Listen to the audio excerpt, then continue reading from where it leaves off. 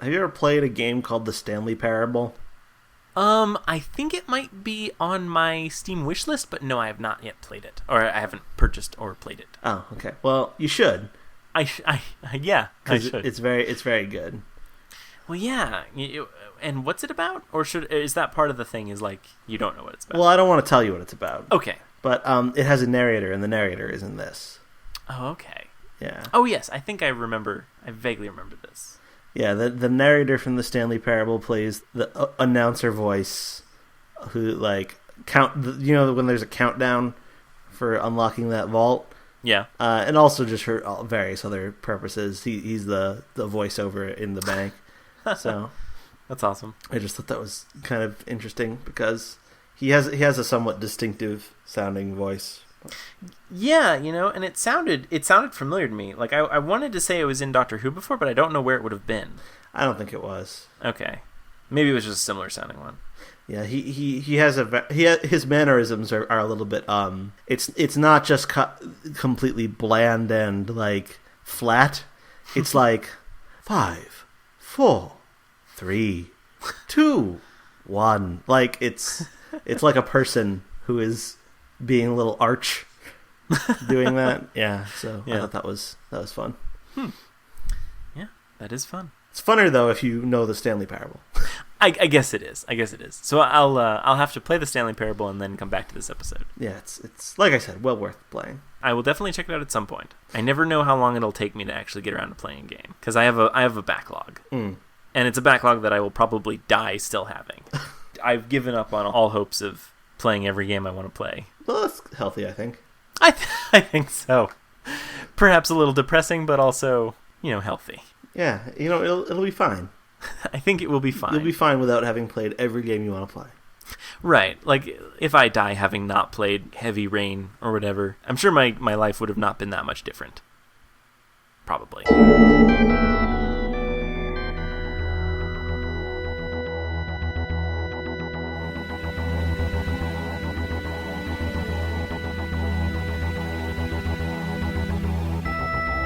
I'm Tom Dickinson. And I'm Louis Midas. And this is The Cloister Room, a podcast about Doctor Who and other things.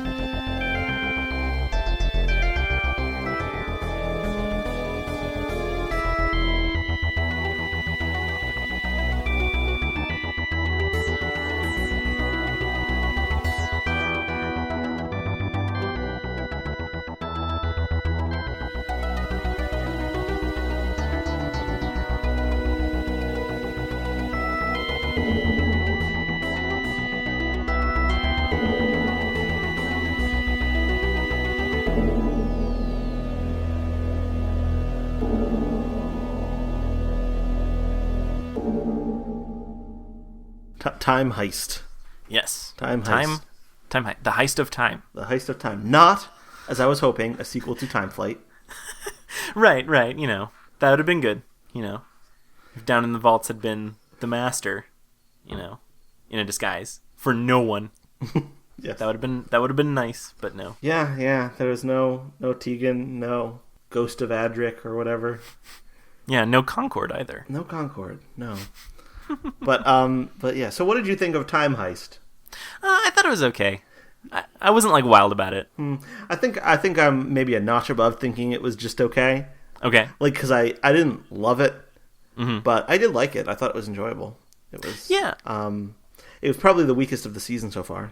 Yeah, actually, that's kind of what I was thinking was, and that's kind of, I guess, a compliment to the season itself because, this is still an enjoyable episode and there's nothing terrible. Like, I didn't think it was horrible. So, it's got that going for it. But yeah. I mean, to say that the worst of the season is just, at worst kind of okay. That's a compliment to the season, I think. Yeah, it's my favorite episode Stephen Thompson has written. What else did he do? He did the Journey to the Center of the TARDIS. Oh, right. And he did Curse of the Black Spot. Yes. So of that set, it's my favorite. I don't know.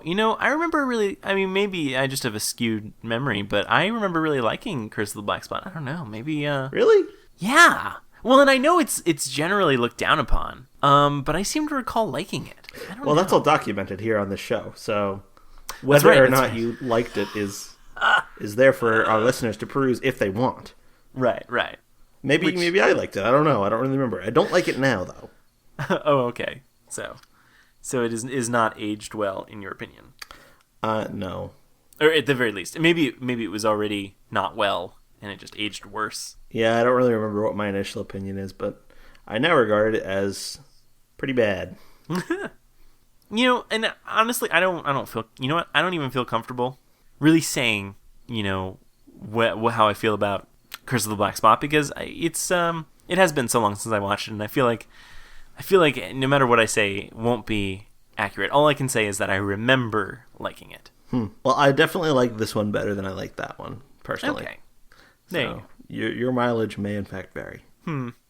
Maybe I do like this one better than Curse of the Black Spot, though. I don't know. Well, once again, you know what? Maybe it's not fair. It's probably not fair for me to compare it. So, but I do like it. Or to say, as I just said, I thought it was okay, but I do. Generally, the threshold for okay is, that generally means I liked it and it was enjoyable. But I mean, I don't know. I struggle with adjectives. Let's go with it was okay. It was okay. Did you feel like it delivered on the premise of like Doctor Who does a heist? Because personally, I didn't think it was quite as heisty as I would have liked. Yeah, it sort of covered the Yeah, I feel like maybe it wasn't as heisty as it could have been. It ticked some of the boxes. It had like the whole very early on. They had that scene where like they thought they were caught, but they weren't. Mm-hmm. So that that's kind of, I think that's a staple of the heist genre. I don't know. It's been a while since I've seen a heist movie. I feel like, I guess Ocean's 11 would have been the last one I actually saw. And actually, I guess I haven't seen that many, because the only other one I can think of is the Italian Job remake. Yeah, maybe I haven't seen all that many either, but I still have a very good idea in my head of what a heist movie should be. And That's true. I feel like there should have been more of like a planning phase, and then a more of an idea of like, okay, here's the main problem. Here's our big complicated plan to get around that problem. Here's how things start going well. Here's how things start going wrong, and then they pull it off in the end or don't. But it was just kind of like they stumbled blindly through a bunch of stuff that happened. Well, right, yeah, and that's kind of, this is kind of a weird take on that, on the heist, whatever plot, because they by design can't know what the plan is, so they have to kind of stumble through it, which is weird.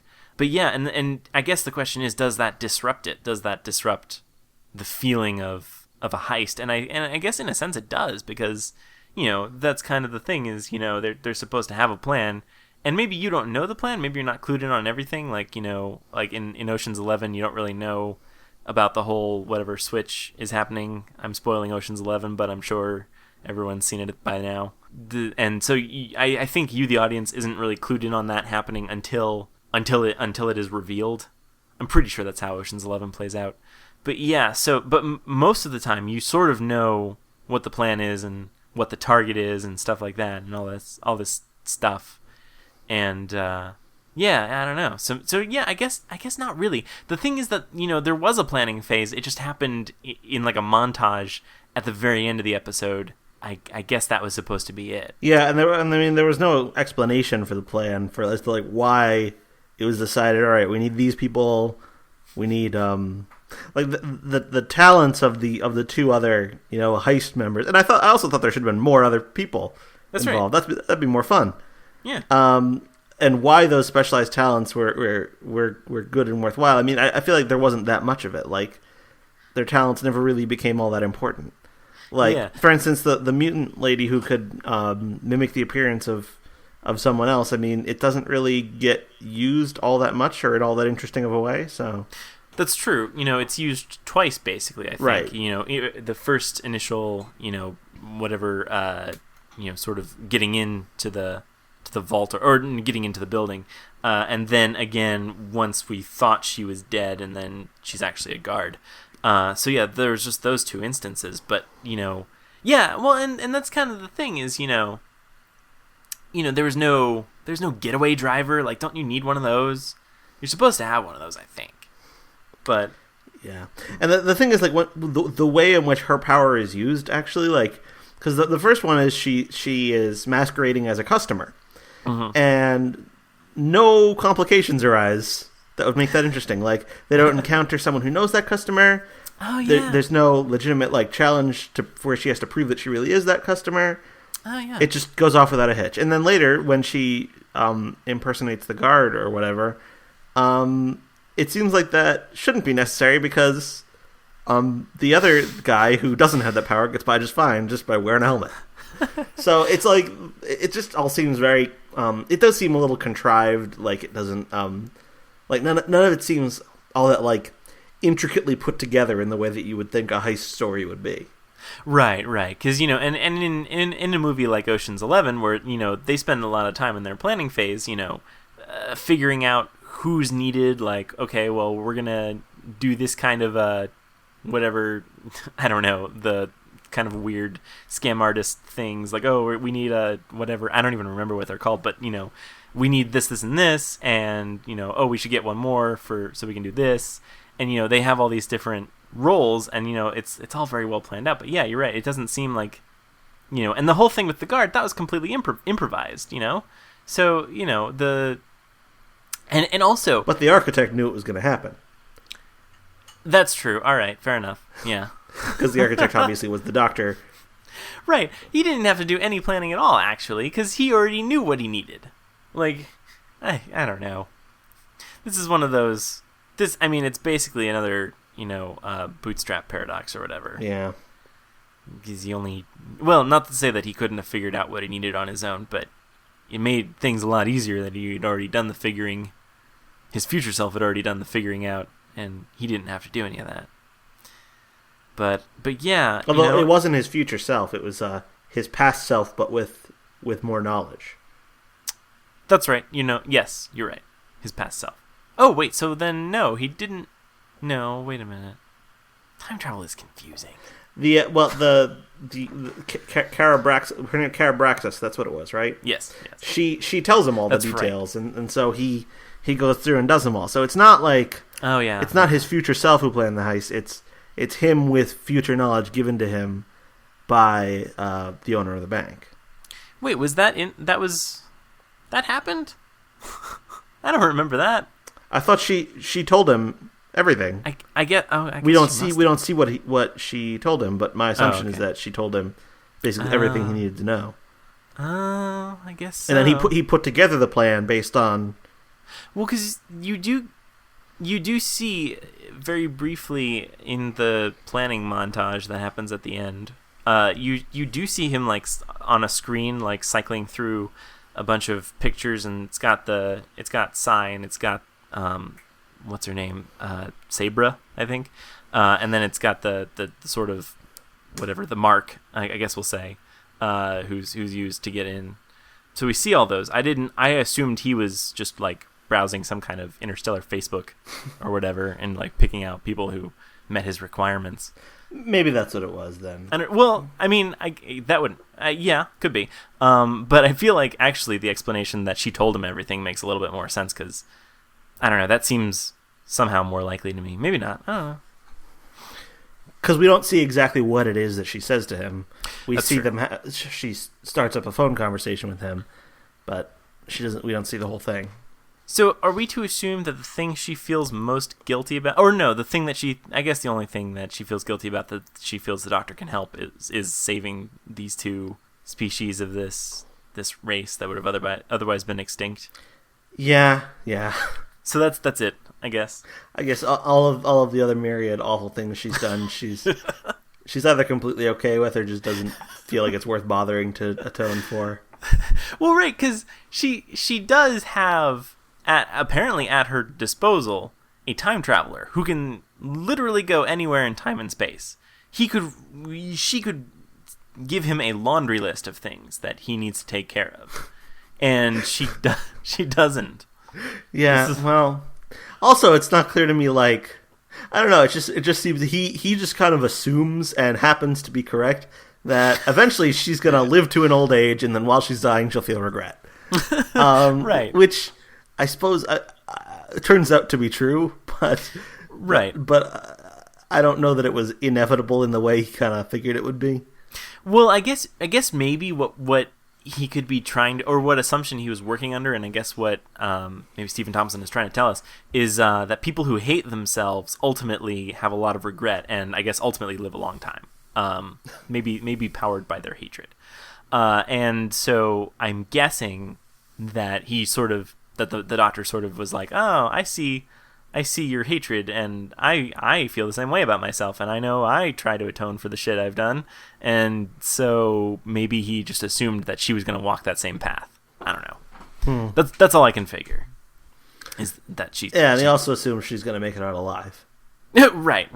And then live to a ripe old age. Right, and that the whatever solar flares that she was already exposed to didn't give her cancer or something. Well, maybe they did. Yeah, maybe. Oh, yeah, that could have been it. It just took a long time. Yeah. But yeah, I guess another issue I have is I do get the whole, like, oh, we can't use the TARDIS because we need to wait for the solar... Actually, I don't even buy that, because why can't, even when there's not a solar flare happening, it doesn't matter whether or not the bank is vulnerable, because couldn't he just materialize the TARDIS into the vault he wanted? Yeah, that seems very strange to me, because at the beginning he says, I wonder why we aren't using the TARDIS, because the TARDIS would be the best way to break into this bank. Mm-hmm. And then later on in the episode he says, so why are we breaking into this bank now? It's because of the storm. So why not? Yeah. It just seems very circular. Like, why are we not using the TARDIS? Oh, it's because we can't use the TARDIS. Why can't we use the TARDIS? Oh, it's because of the solar flares, and that's... Yeah, I don't know. Because it does sort of loops back on itself, where the only reason they're not using the TARDIS is because of the solar flares, which is when the bank's vulnerable, but the bank doesn't have to be vulnerable if you have a TARDIS. I don't know. Yeah, you should be able to just materialize it in the vault. Yeah.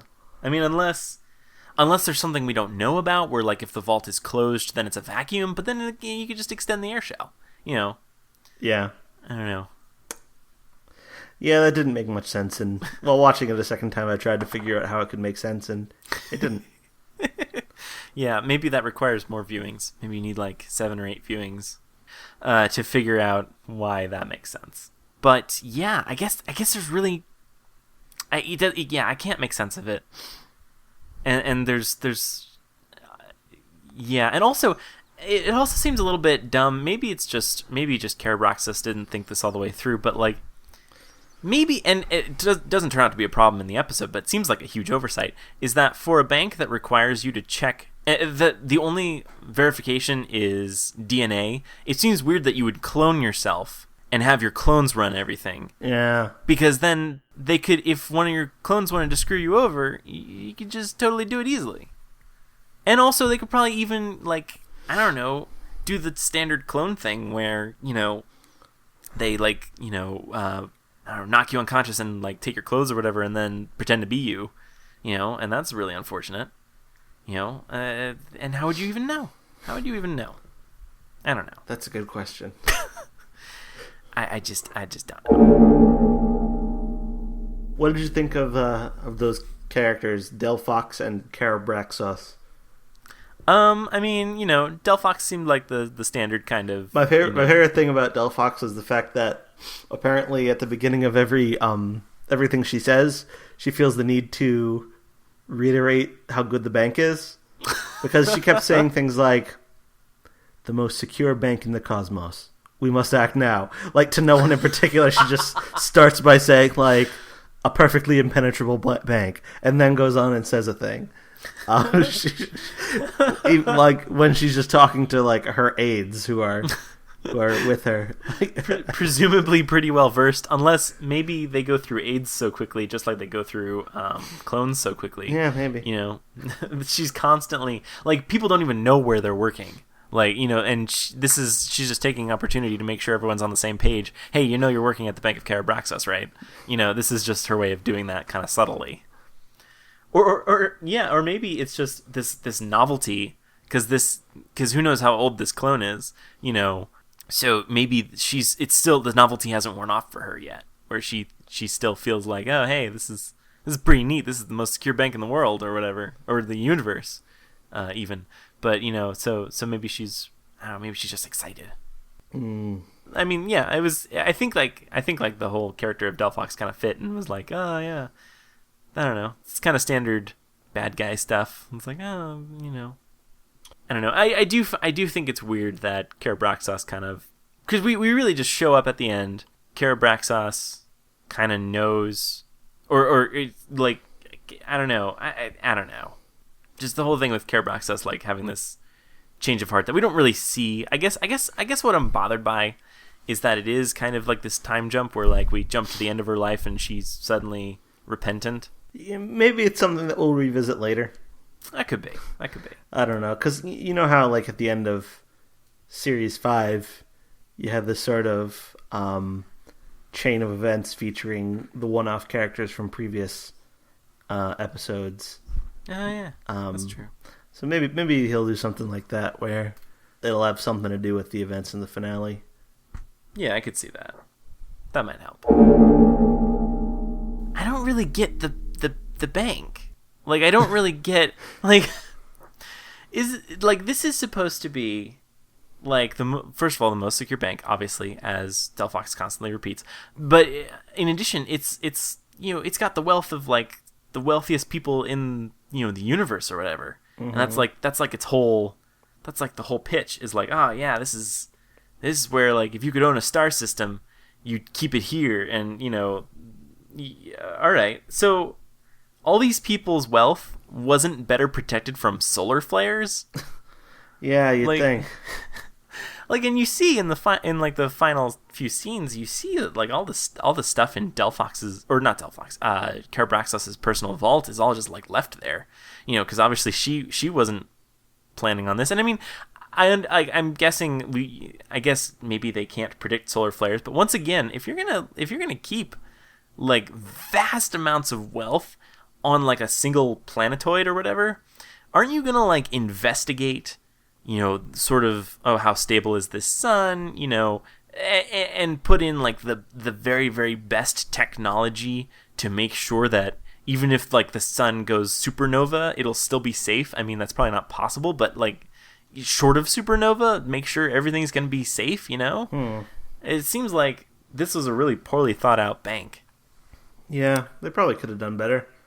Yeah, and and once again, it's not like money would be any object. I mean, I'm assuming that if the wealthiest people in the cosmos want to protect their stuff, they're probably gonna want to, make sure it's really, really well protected. Obviously they've ticked the box for bank robbers. Like that box has been well ticked. Yeah, but natural disasters, not so much. There's also just a very high risk of death while retrieving your own possessions. Right. Like, if you're found to be guilty of anything, and, a lot of the richest people in the galaxy, I'm going to assume that a lot of them have stains on their conscience. Yeah. Of various kinds. So, it would not be a very good idea to actually store your valuables in a bank where, in the process of retrieving them, that you're probably going to die. Yeah. Unless that's maybe the part of the allure is, you're so wealthy, and maybe this is it. You're so wealthy, you're not going to the bank yourself. You're sending an envoy. You're sending like a convoy of envoys. And so, you'd never be risking your life. You'd be risking some underling's life, and so maybe that's the allure. Is you lose a few henchmen over the course of just a day's work, it's gonna happen. But yeah, that does seem like a huge flaw. Like, I mean, that one guy who did die, was he actually planning something, or was he just like thinking about how he was like cheating on his wife or something, and and that killed him? We don't know. Well, yeah, and that's the thing. Yeah, this does seem like kind of a perverse system here. Yeah, I don't know. All I can say is they're really, I don't know, they are a little excessive when it comes to bank security, I guess. Yeah. This is really overzealous there. And I guess so overzealous. And I guess maybe that's it. Maybe everybody, maybe this was just like one big, huge oversight is, they were so focused on making sure no one could rob the bank. They never thought to make sure the bank was safe from natural disaster. I guess that's got to be what it is. Yeah, it just seems very implausible. Yeah. I do have to say some of the dialogue was pretty cheesy. What do you think of in particular? There was one line Del Fox had where she was like, "We'll be fired with pain," and I don't, I just, obviously we saw in kind of the description of when they were describing the bank, you saw that people were literally incinerated, like that was covered, and so that we already knew that when she was saying that line, and so it seemed a little bizarre to not say like I mean, obviously if you're fired, that has a meaning, but then, you know, the additional meaning is that you'll be incinerated. But then to say that you're fired not with like incineration, or not fired by incineration or whatever, it's fired with pain. I thought that was funny though. I mean, it's funny, sure. It's funny because, like, I don't know, I guess, and this also speaks to like why she's saying weird things about the bank. Like, she's not like a real person. She's a clone. Oh, and yeah, I guess you might say clones are real people, but I think the implication is supposed to be that she's kind of like mentally not all there. Yeah, that could be. Well, yeah, maybe she's still trying to work out figures of speech and stuff. Like when she, I don't know, when you know, the doctor's like, well, why don't you just quit? And she's like, well, my face fits. And I mean, maybe she actually meant to say something else there, and she just said something that sort of pseudo makes sense. And that's like, I don't know, is there, because there's no reason, or I don't think there's a reason. Is that an expression? Because it's not an expression I've heard all that much. I guess I've never heard of it as like I can't think of any time. The only other time I've ever heard it is, I think Christopher Eccleston said it about his leaving Doctor Who. He said something about how his face didn't fit. Interesting. And so I was like, is this a British expression that is unknown in America, or simply just unknown to me? It could be. I know that there are a lot of British expressions I was not familiar with before watching Doctor Who, so could very well be. So maybe this is one. So I guess what you're saying is that it would be, if it's an expression used in terms of employment? That's the impression I've gotten. I wonder where that comes from, if it comes from anywhere. You know? I don't know. like, you know, those, I don't know what they're called, but it's like the sort of like picture where there's like holes cut out and where the faces go, like where you can put your face into like a picture, and then like they take your picture or whatever. I don't know. Maybe it's like that. You're filling a hole. So what did you think about the most precious things in the universe that were in the private vault? Well, like, it was a bunch of statues and stuff, right? Yeah, it seemed kind of generic. Yeah, like, I mean, well, that's kind of the thing is, you know, how much really is each one of those worth, and why are they not like in a museum? I mean, you know, what good are they doing in a vault anyway? I don't know. I mean, like, you talking like, well, and was this vault like supposed to be? Was that just supposed to be Karabraxos's private vault? Like no one else's stuff is in there, or was it her stuff? But then also, she was looking after other people's stuff. Yeah, I don't really know. I guess it's not all that clear. Yeah, I don't know. Apparently, the director put in that collection of objects a little rocket made out of a toilet paper roll that his daughter made because it's precious to him. Aww. Well, yeah, and there you go. Well, and who knows? I mean, like, and, you know, who knows? And you can let your headcanon run wild on why that is actually one of the most precious objects in the universe, in the Whoniverse. Like, why would that actually be so very precious? And who knows? Because Douglas McKinnon's daughter made it. Well, right, and who knows? Who knows what the future holds? Maybe Douglas McKinnon goes on to become an extremely famous and powerful person, and that's like. And like that toilet paper rocket was the thing that set that all in motion. So that becomes like a prized object. Could be. But yeah, I don't know. I mean, you know, I would have liked to have seen more varied things, I guess. Like, I would like to see some like really strange stuff in there. Because, you know, obviously, like, all right, works of art, I guess.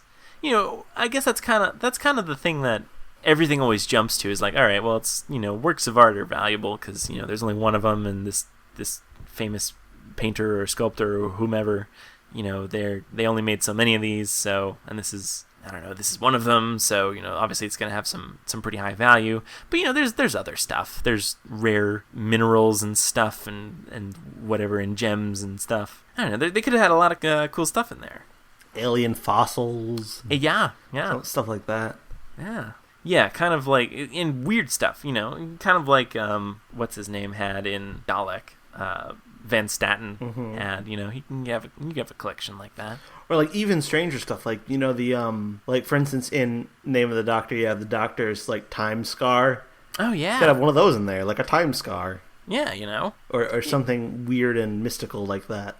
Yeah. Stuff, you know, that you don't even understand. You know, that'd be cool. You know, yeah. You'd think it should be more than just some sculptures and gold.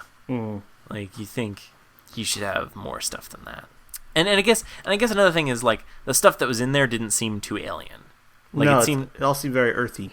Yeah. And I mean, I don't know, maybe that's, I guess we're not clear on when this story is set. I don't think they ever give a date or anything. So I guess this could be in the distant future where Earth is destroyed, and then, like, you know, obviously when you're all leaving Earth, I guess, you know, it's the height of opulence to take something both made of stone and huge, and also not at all important or useful. I imagine that, you know, you're wasting a ton of rocket fuel if they're still using rockets, I guess, in the year 5 million or whatever it was. I guess maybe it doesn't use up that much energy, but it still feels like a waste, maybe. So maybe, you know, whomever risked or spent a ton of money to get that stuff off world before it was destroyed, maybe that increased the value, is what I'm saying. Could be. I don't know, but a lot of planets get destroyed, so that's not that. Surely it can't all just be Earth stuff that's valuable. That's a very egocentric view of the universe. Is, you know, yeah, humans are so goddamn important. You know, all the shit we make is so awesome. I do have to say, I feel like we should have seen some weirder stuff in there.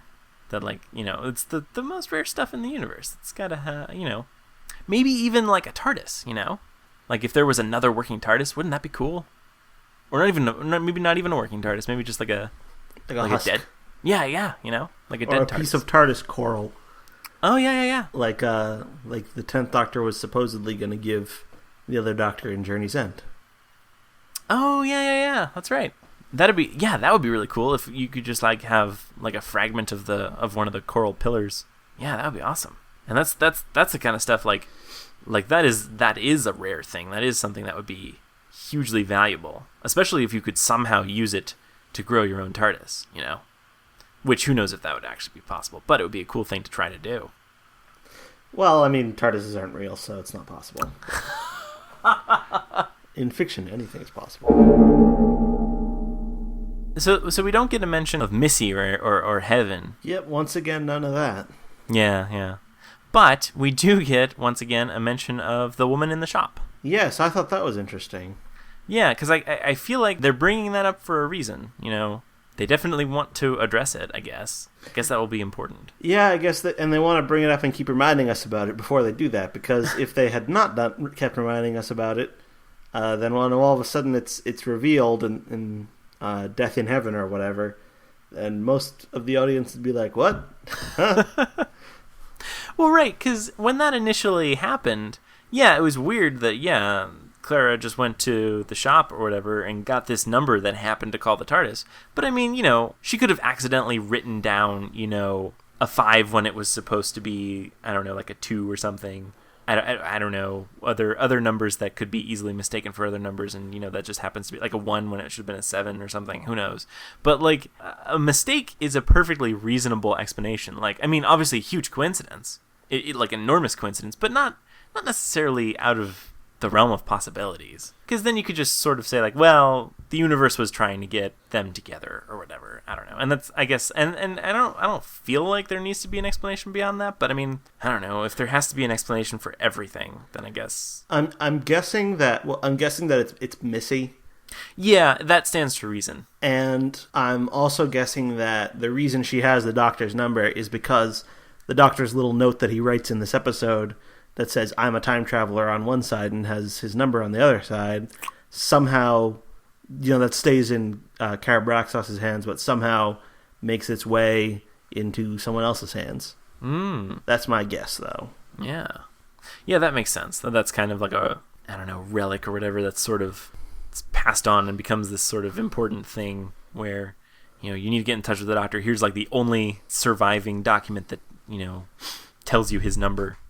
Yeah, because I think otherwise, I mean, in this episode, he gets a call on the TARDIS phone, points out that no one knows the TARDIS number, also points out that a woman in the shop knows the TARDIS number, and then in the course of this episode, he writes down on a piece of paper, "I'm a time traveler," and then his number. So I feel like there has to be a reason that was done. Like otherwise, he'd just get a note on the psychic paper or something. That's true. Yeah. Yeah, so it would make sense that this is all connected, and that sort of fits. I could see that. Yeah, I think that's my first real prediction I've made about the season arc. So that's a prediction I'm making. Yeah, there you go. Yeah, and that sounds like a good one. That sounds like one you'll probably be right about. Well, and we don't really have a lot to go on, to make predictions on. Obviously, you can make whatever prediction you like, but we don't have much in the way of evidence or clues or whatnot. All we know is that heaven is a thing. Heaven is a place you go to when you die, I guess. But I mean, we knew that already before. Or, that's not a new concept that was introduced with Series 8 of Doctor Who. Right. Yeah, so we don't really have a lot to go on. Well, and I wonder how much we're going to keep getting reminders for this stuff. Because, I guess it'll probably just do the standard thing of resurfacing every few episodes just to remind us of stuff. Like, I wonder when we'll next see another heaven scene, because it's been 2 episodes. No, because we didn't get one in. We've only gotten them in the first 2 episodes. So we've got 3 episodes that haven't had it. So I wonder if we're due for getting another Missy scene, or maybe we won't get any more. Maybe 2 was enough. Maybe not. I feel like in series 1. There was this whole Bad Wolf thing, and then Series 2, there was the Torchwood thing. Yeah. Series 3, there was the Mr. Saxon thing. Mm-hmm. And then in Series 4, it kind of became more of like miscellaneous things throughout the season. Yeah. Like there was Rose, there was the lost planets going missing, there was something on your back, there was the bees. Yes. Yeah, so, and I feel like this feels a little bit more like that, where there's all these different kinds of things that might play into the finale. Yeah, that's true. Yeah, and how related all these things are is yet to be seen. Probably fairly related. Yeah, because if the woman in the shop is Missy, what motivation could she have for getting Clara to travel with the Doctor? Like, what would? Well, we don't know anything about what her motivation is. Well, that's true.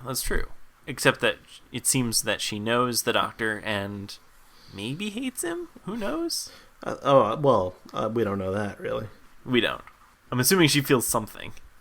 Well, she calls him her boyfriend. That's true. So probably not hate.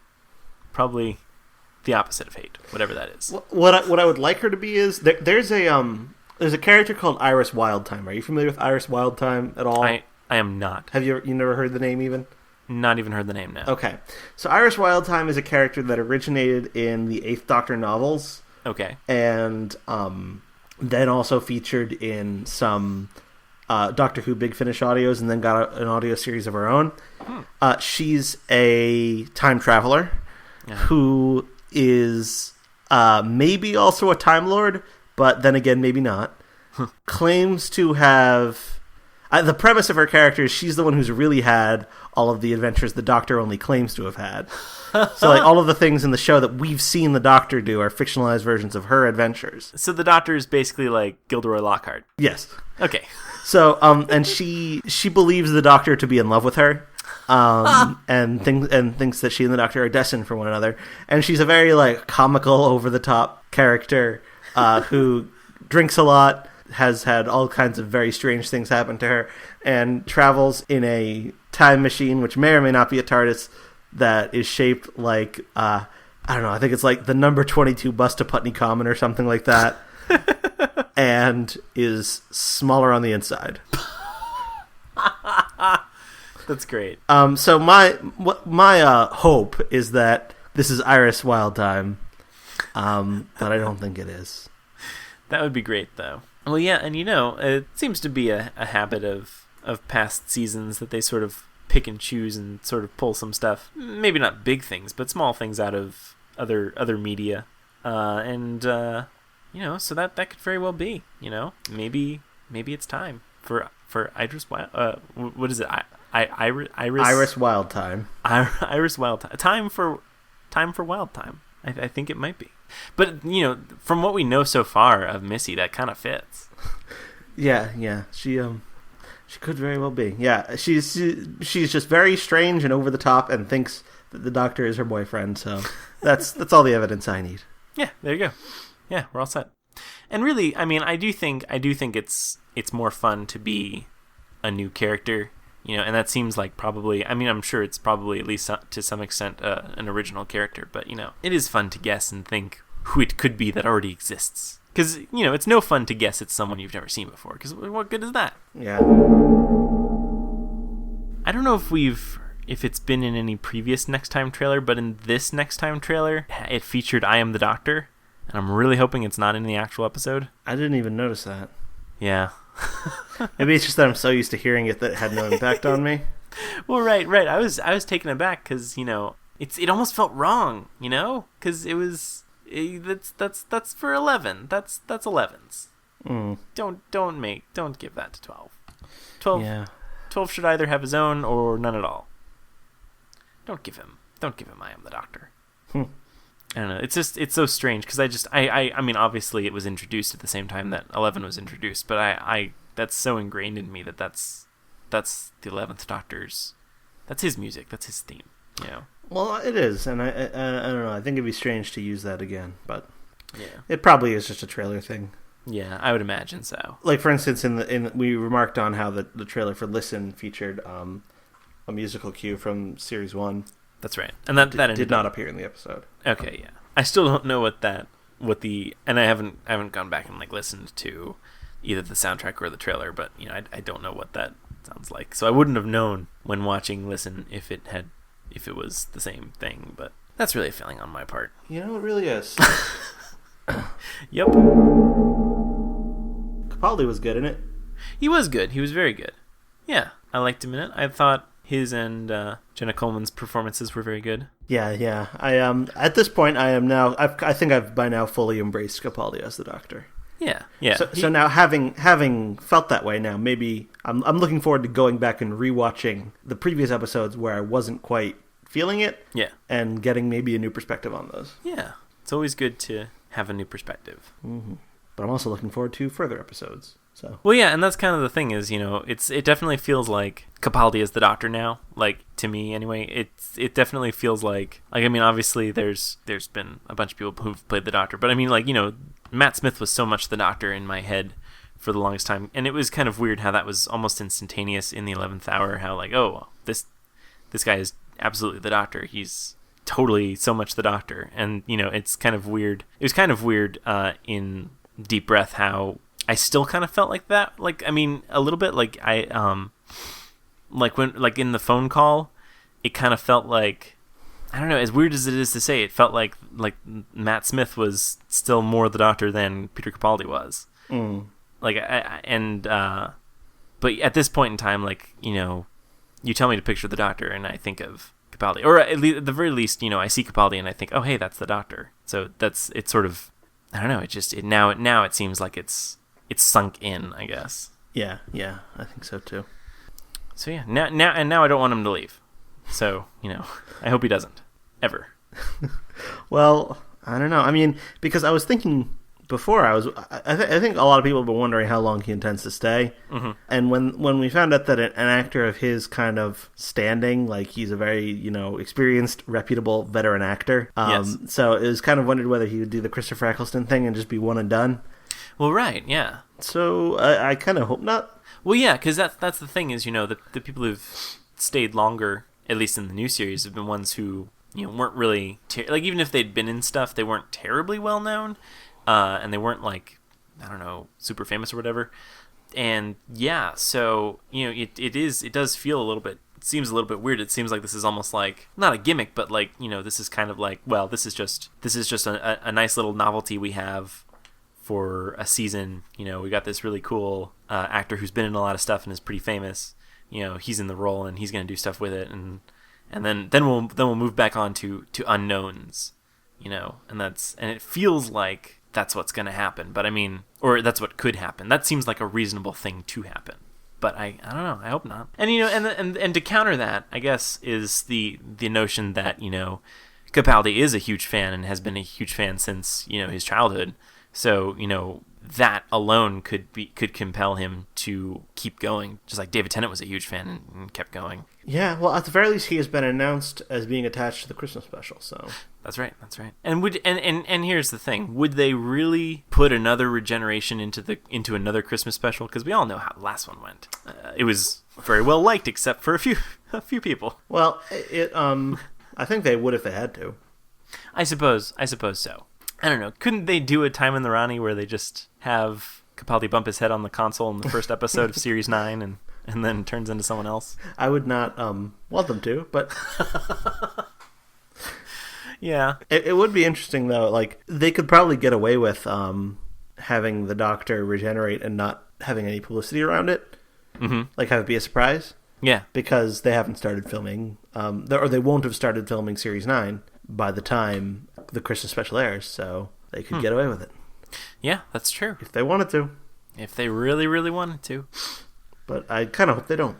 Yeah, Yeah, I feel like, I don't know, I just don't want... I don't know, and maybe, who knows, maybe I'll feel differently by the time we get to the Christmas special, but I mean, like, I feel like Peter Capaldi still feels exciting to me. Like, I still want to know more about the 12th Doctor, and I want to learn more about him and what makes him tick, and, so I just want to see him do more stuff, and have him be put in more situations and crazy stuff. I don't know. Are you looking forward to The Caretaker? I think it has the potential to be interesting. I don't know. Like, I mean, I guess I don't really have any feelings about it. I mean, it seems, it's weird because it's going to be one of those, or it's probably going to be one of those things where it feels like it's going to be like another sort of like Lodger episode, I guess, which is not a bad thing. Well, it is co-written by Gareth Roberts, who wrote The Lodger and Closing Time. Oh, okay. Yeah. All right. So probably. So in all likelihood, yeah, it'll be another Lodger-esque episode. Yeah, and I am generally a fan of Gareth Roberts, so... Yeah, I remember liking those episodes, He also wrote quite a lot of the Sarah Jane Adventures and some Doctor Who novels, including the Shada novelization, which I loved. Oh, right, yeah. So, I guess based on that, I am a little bit excited, yeah. But I don't know. I mean, like, I think it's going to be a big change to what we've had so far, which is, kind of the Doctor going out and having adventures and... I think every episode we've gotten so far has been very different, though. That's true. It's been a really great variety, I think. Yeah, actually. Yeah, that's very true. So I guess it's about time we have one set on Earth and have that be a thing. Or present day Earth, I should say. So I guess I'm looking forward to it, sure. Mm-hmm. Mm-hmm.